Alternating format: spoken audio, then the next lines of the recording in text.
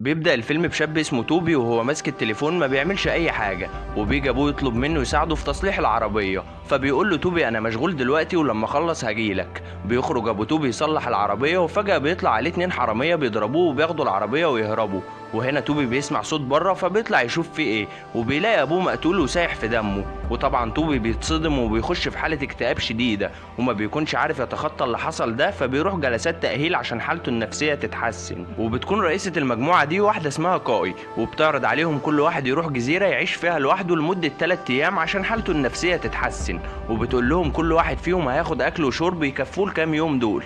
ولما بيجي تاني يوم بتبدأ كاي توصل كل واحد فيهم لجزيرة معينة، وبتروح توصل توبي للجزيرة بتاعته وبتقول له يقابلها على الشط بعد 3 أيام. ولما بتمشي كاي بيبدأ توبي ينصب خيمة وبيسيب الأكل بتاعه على الأرض، وبيبدأ يجمع حطب عشان يولع نار. لكن لما بيرجع للخيمة بتاعته بيلاقي قرد بياكل الأكل بتاعه، وبيتفاجئ إن القرد ده خلص كل الأكل بتاعه. فبيتضايق توبي جدا وما بيكونش عارف يعمل ايه، وبيبدأ يولع نار لكنه بيفشل. فبيفهم ان الحياة هتكون صعبة جدا على الجزيرة، فبيروح للشط يدور على اي حاجة وبيتجرح في رجليه. وبعدها بيلاقي أداة قديمة فيها عدسة بتجمع ضوء الشمس، فبيستخدم الأداة دي وبيجمع الضوء على الحطب وبيقدر يولع النار.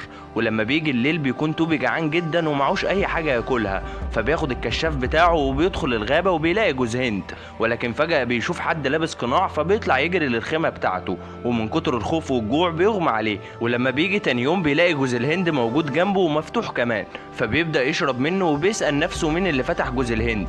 وبيلاقي قدامه بنت جميلة اسمها مادلين موجودة في البحر.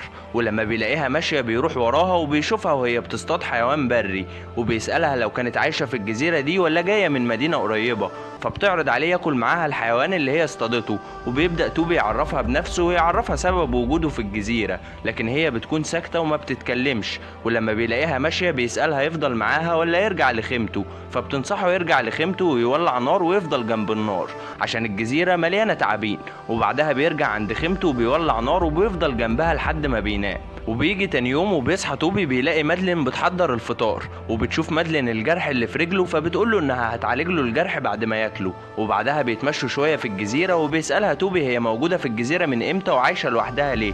فبتقول له انها عايشه في الجزيره من وهي صغيره، وكانت مع ابوها وامها بس ابوها مات وهي حاليا عايشه مع امها. وبتاخده مادلين عند شجره فيها ماده مخدر وبتبدا تعالج جروحه. وبعدها بيبدا يعلمها ازاي تنصب خيمه بشكل كويس، وهي كمان بتعلمه ازاي يصطاد سمك من البحر. ولما بيجي الليل بتكون مادلين ماشيه وهو عاوز يروح وراها، فبتقول له ان امها صياده ماهره ولو شافته هتخلص عليه. وبتقول له لما يجي الصبح هتقابله. فبيقول لها انه مش هيبقى موجود على الجزيره الصبح عشان كاي رئيسه المجموعه هتيجي تاخده. ولما بيجي وقت الفجر بتوصل كاي للجزيرة وبتستغرب ان توبي مش موجود على الشط زي ما اتفقت معاه. ولما بتلاقيه اتأخر بتدخل تدور عليه في الغابة، لكن بتتخبط في حاجة وبتقع على الأرض. وبتبدأ تسمع صوت خطوات قريب منها، وفجأة بيهجم عليها حد وبنفهم انها اتقتلت. ولما بيجي تاني يوم بيكون توبي لسه صاحي وبيكتشف انه راحت عليه نومة. وفجأة وهو على الشط بيشوف حاجات عايمة، فبيروح يشوف مصدر الحاجات دي، وبيلاقي المركب بتاع كاي غرقان في المية. وفجأة بيلاقي واحدة خارجة من المركب ومعاها حاجات وبتمشي ناحية الغابة. فبيروح يشوف المركب وبيلاقي كاي مقتولة، فبيترعب وبيجري بسرعة.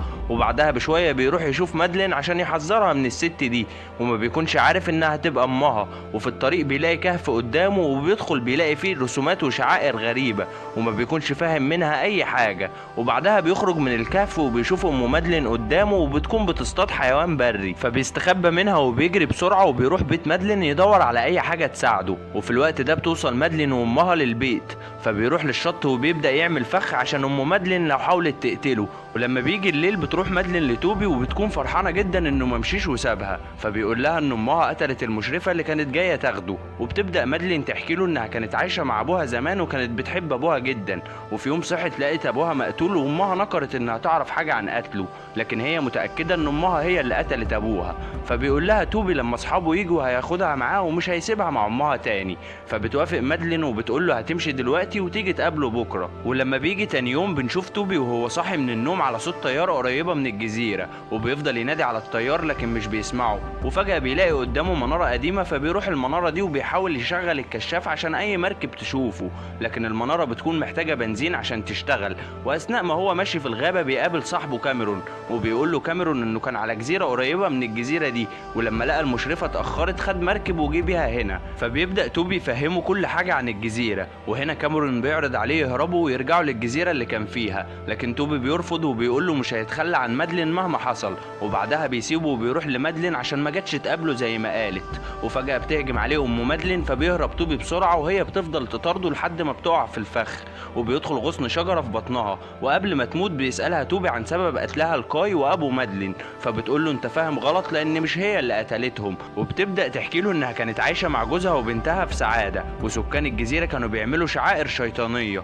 وفي مره وهما بيحضروا ارواح دخلت روح شيطانيه جوه مادلين، ووقتها مادلين موتت ابوها وقتلت كل سكان الجزيره. وقبل ما تموت بتدي لتوبي ماده وبتقول له استخدمها لما مادلين تتحول، وبتقول له لو معرفتش تستخدم الماده استخدم اي ضوء قوي، وبتطلب منه ما يخليش مادلين تخرج من الجزيره عشان ما تقتلش ناس تانية. وبعدها بتموت. في الوقت ده بيكون كاميرون قاعد عند الخيمة، وفجأة مادلين بتهجم عليه وبتقتله. ولما توبي بيرجع مش بيلاقي كاميرون، وبيتفاجئ بمادلين اللي متحولة لوحش وعينيها بتنور في الضلمة. وبتسأله مادلين ليه قتل أمها، فبيقول لها إنه قتلها عشانها وعشان يحميها منها. فبتفرح مادلين وبتقول له أخيرا نقدر نمشي من الجزيرة. وهنا توبي بيهجم عليها وبيستخدم المادة اللي معاه، وبيروح يجيب بنزين كان في بيتها وبيحطه للمنارة. وفي الوقت ده بتوصل مادلين للمنارة وبتهجم على توبي وبتكون هتقتله، فبيستخدم مراية وبيعكس الضوء عليها وبيبعدها عنه، وبيستخدم البنزين وبيولع في المنارة وهي جواها. وبيروح توبي للشط وبيلاقي مركب قريبة من الجزيرة، وقبل ما يوصل للمركب بتظهر مادلين وراه وبتقتله. وبعدها بنشوف مادلين في المركب وماشية من الجزيرة، وبيخلص الفيلم على كده.